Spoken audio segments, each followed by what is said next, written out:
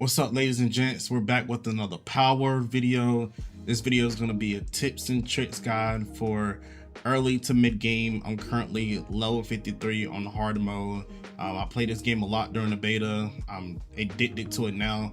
So I wanted to make this tips and tricks guys to kind of help you out. If you stick it out to the end, I promise you, you're going to learn, if not one thing, two things new. I can guarantee that. Either you never heard before or you didn't know his thing.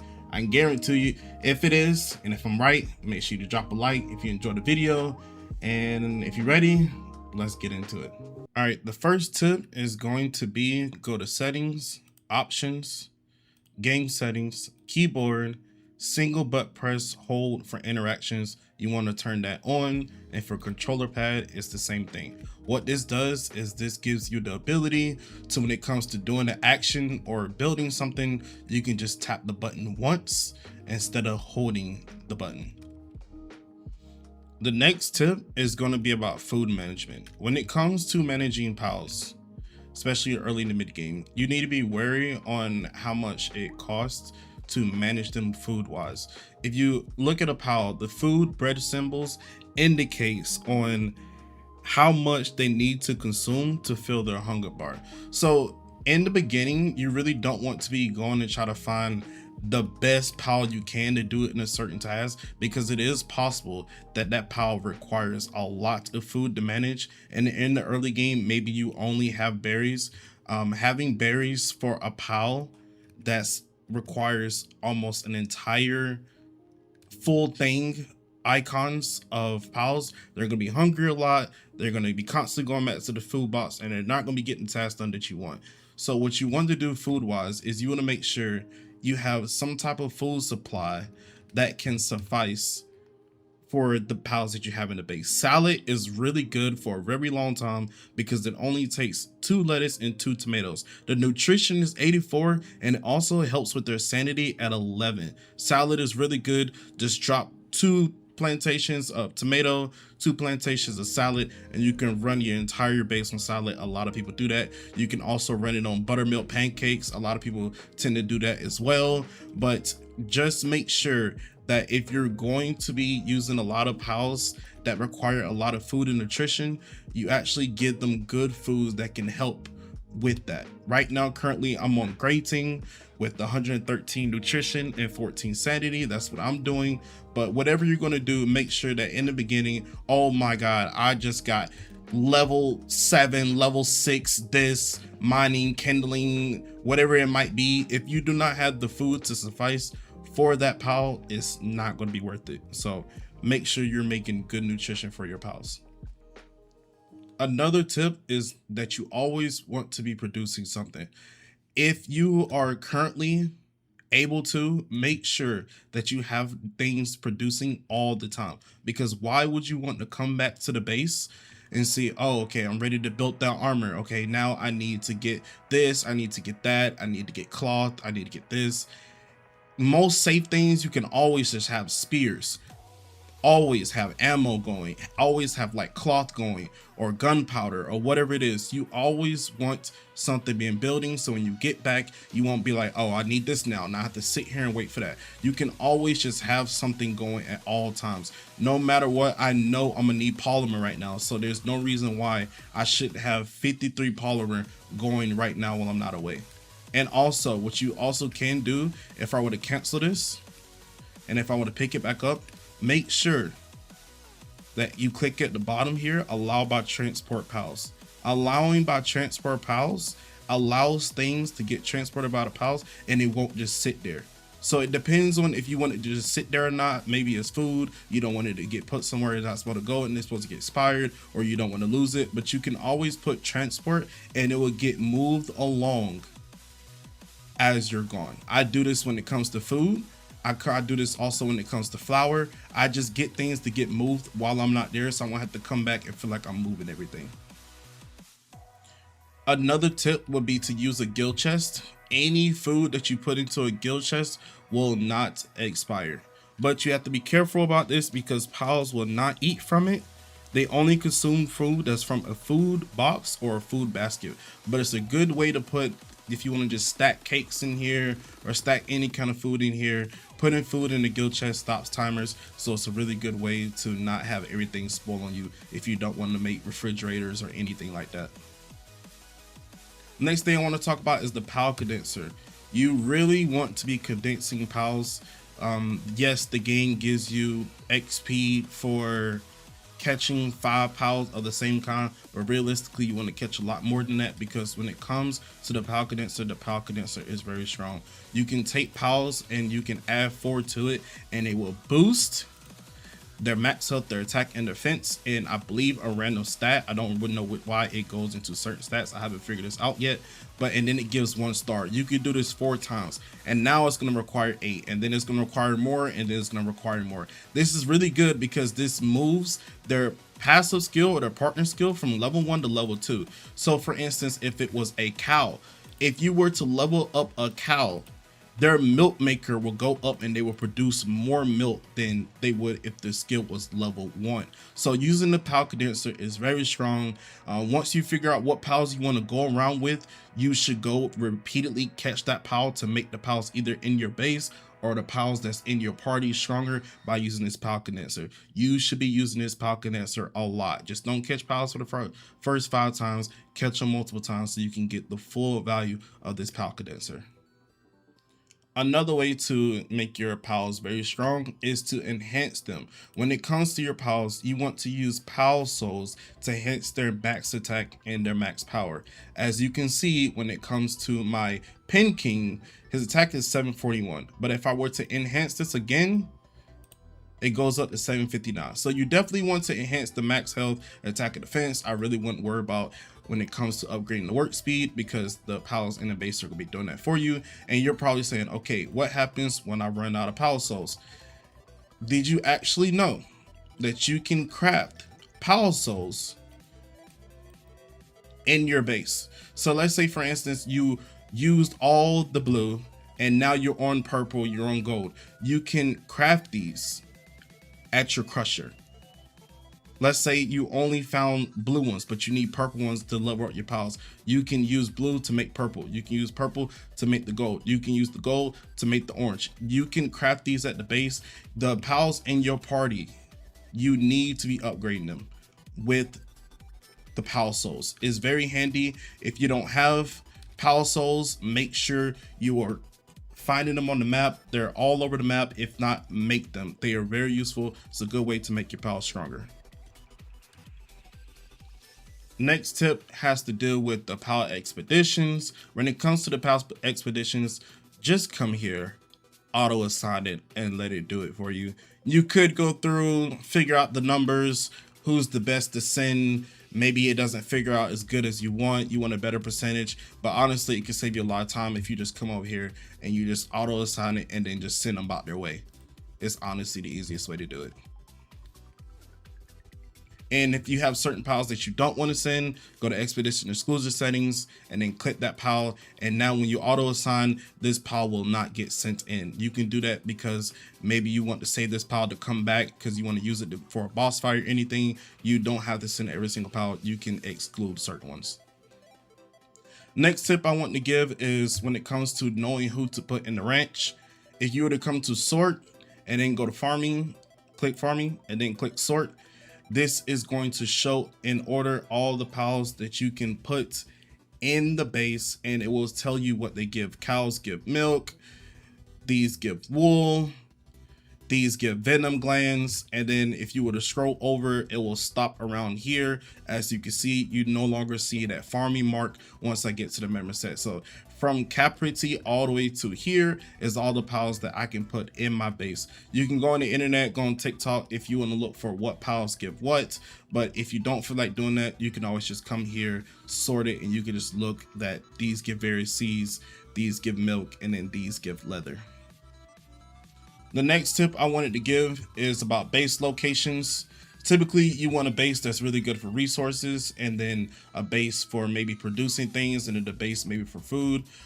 This base location that I have here is a pretty good location. It is at negative 182, negative 534. And what makes this base spot special is because I have a fruit tree here. There are good farming spots along here that I can use the fish, and then there's also a meteorite that keeps spawning that direction, cave over there. This spot is a really good spot. It's pretty big, pretty open space if you want to use this spot. My second base location is going to be over here at 285, -102. Now this spot is very special. I recommend getting a spot like this. I haven't found one. You can use this one. This spot is very crucial for your early to mid late game because this spot particular has sulfur and pure quartz. When it comes to the sulfur, you can tend to find them in like desert areas or hot areas. Pure quartz you can typically find in cold areas, but this spot is really good because if I were to open this chest, 830 pure quartz, 1,300 sulfur, and it also gives me a little bit of ore as well. This location I only have just the 2 spas and then a couple beds, nothing too crazy. I want to improve it here, but my main focus on this base is to just make sure that they are always giving me pure quartz and they're giving me copper, which this is an insane amount at this location. I do have other locations that I found for pure quartz and for sulfur as well. This spot right here is pretty good for coal at -95, 120. And then I think there was a good ore location over here at -597, -518. Those are just 2 good ones off the top of my head that are really good. And then I also, when I first started, I had came down to here at 7, -527. This was really good for ore. I started this at the beginning. I recommend going to an ore location in the beginning because you need ingots, and then you want to move on to a place that has sulfur and pure quartz, and then move on to coal, yada yada yada. But you mainly want to have this location that I'm currently at now, because for the longest time I'm really going to need quartz and I'm really going to need sulfur.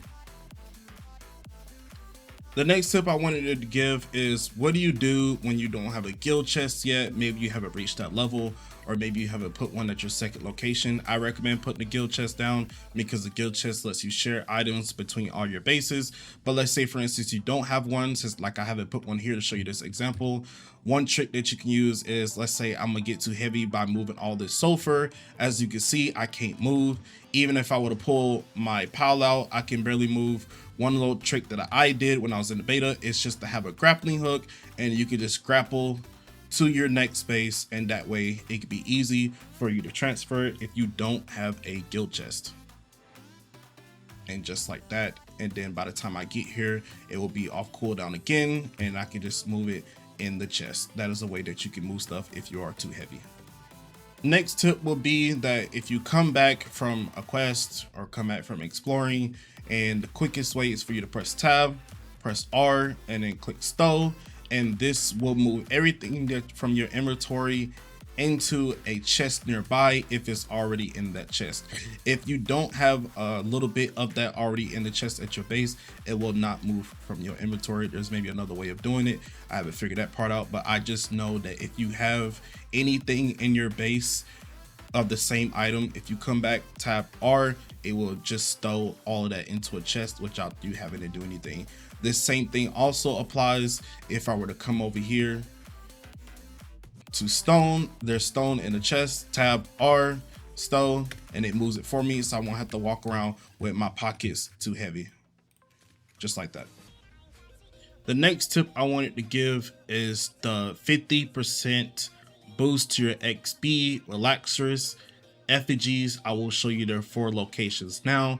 If you go gather all these and then offer up to the statue, it's going to give you a 50% permanent XP boost. The first location is here at -555, -623. It will be right here. The second location will be here, -632, 225, and it's going to spawn right here. The third one is going to be here at -170, 597, and it's going to be right here at this location. I kind of made this tip after I grabbed it a long time ago, so if it wasn't right there at that location, it's actually at this one, negative 146, 618. If the first location was right on this third one in the code, and if it wasn't over there on that one, it's here in this one. And if it wasn't that one, then ignore this part.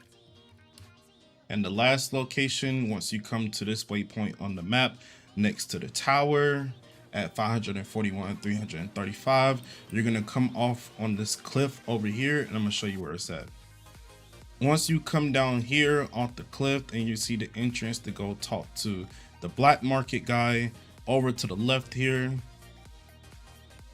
is where the last one's at. The exact location is 501, 358.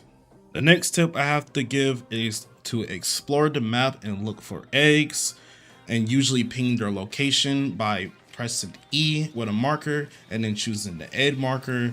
That's what I usually do, and if you want to delete it, just press E again and hit delete.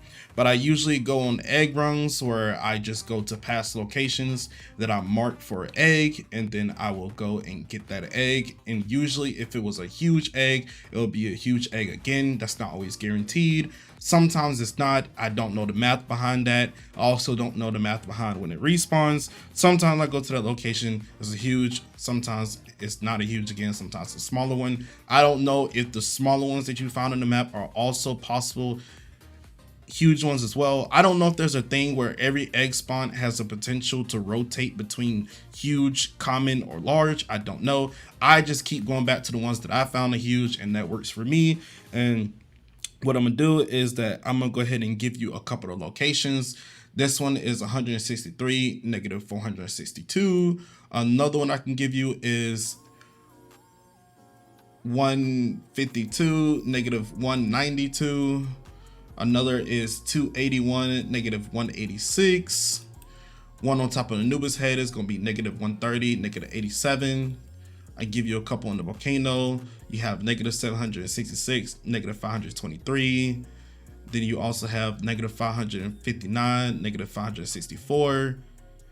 And then negative 813, negative 570. I give you some in the cold. Right off this waypoint, it's going to be negative 46, 102, negative 54, 121. I give you some over here. It's going to be 539, 62, and then 467, 66. As you can see, I have marked a lot of egg locations on the map, so that's a good thing that you can do.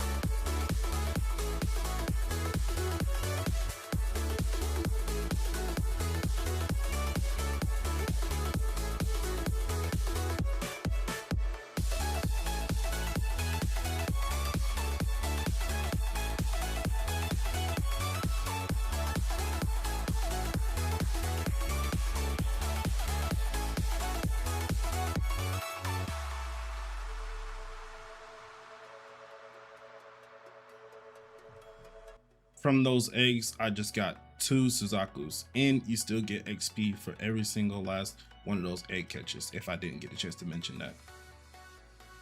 Next tip, we'll go around on the map and mark these black market guys. This one is at location 524 and 333.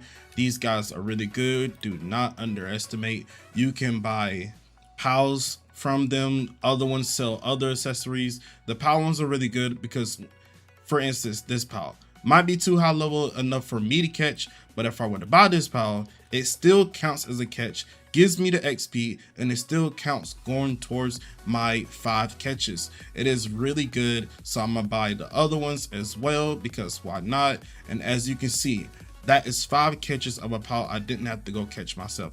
And these pals are really good because if you don't know, they have really high handiwork and they boost Anubis's handiwork as well. So if you want to come to this guy and get his, you can. But I recommend marking a couple of these on the map. I use this person symbol. I have another one over here at this location, 143, -361. There's another that I know of that is over here at -793, -628. And I usually go around and I just mark these guys on the map in case I might need them. -63, -534. Do not underestimate these black markets. The next tip is that you get the best XP for defeating bosses for the first time that you have not killed to get that first time boss kill bonus. And you also get good XP for catching pals 5 times each. You get good XP for that as well.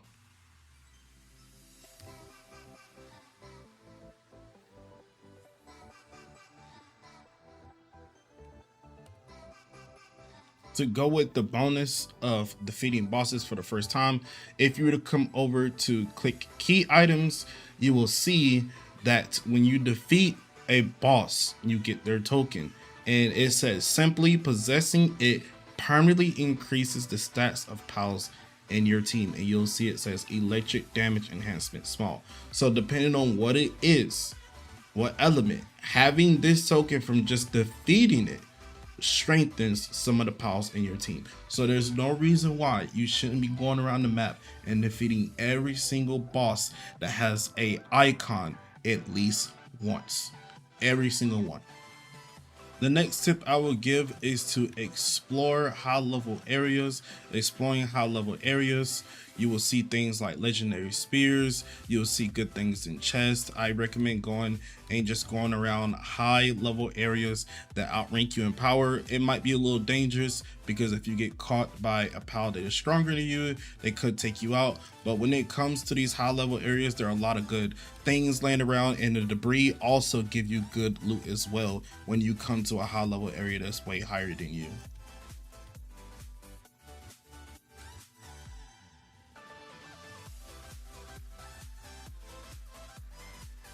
You simply could just be a level 10 going around a level 50 high level area, just running around collecting debris, collecting chests, and collecting spears. Like imagine me taking a legendary spear to like a level 10 boss. It's like almost like instant capture.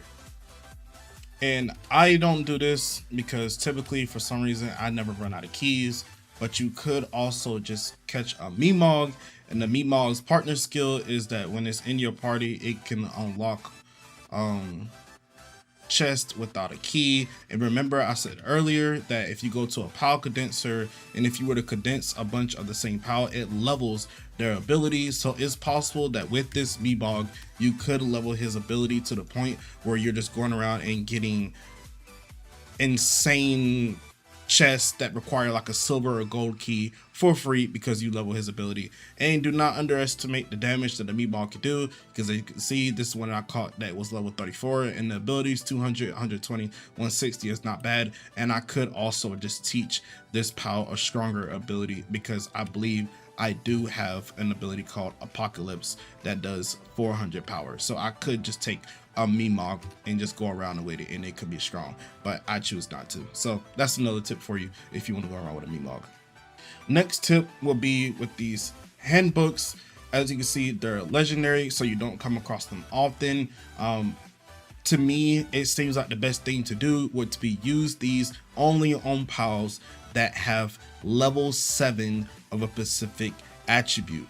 Why would you want to go use a kindling? Because what it does is it gives the pal, when they read it, permanently increase their kindling affinity by 1. Why would you want to give this to a pal that only has like a level 3 kindling and go up to level 4? These are legendary. It would be better if I were to just, I have 2 of these, right? It would be better if I were to just go take my pal that has a level 6 or 7, better off 7, because 7 is the max I believe that you can find in a pal on the map. A 7 and add 2 to that, and I'm already at 9. So for Blazamut here, it would be nice if I would have just grabbed 3 of those books, give it to him, and he would have a level 10 mining. It's probably best that you do that, and because it's probably more beneficial in my opinion. I don't truly know if that's the most efficient way. It seems like the most efficient way. I explore a lot and I only have this many books, and it would be more efficient if I would just give these to a pal that has the max stat in that attribute to get them as close to 10 as possible, the most efficient way. You could also just get the same pal, keep condensing that pal and keep condensing that pal until you get their kindling upgraded, and maybe that will do it.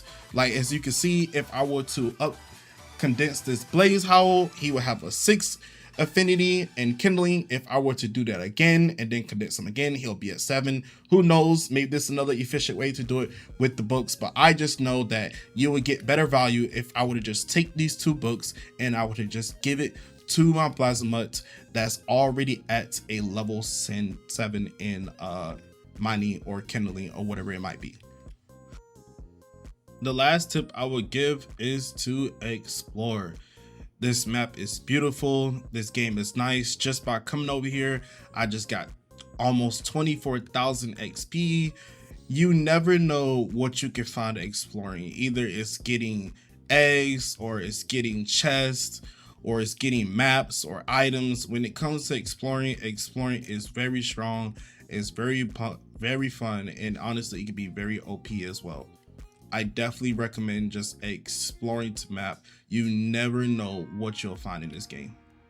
Well, that's it for the video. I hope you enjoyed it. I hope you liked it. I hope you got something that you can take home with you that you didn't know beforehand. Make sure to like the video. Make sure to drop a comment if you have any concerns or questions or anything else. Either I can help you or somebody else can be nice enough in the comment section to help you. And thanks for coming. I'll see you in the next one.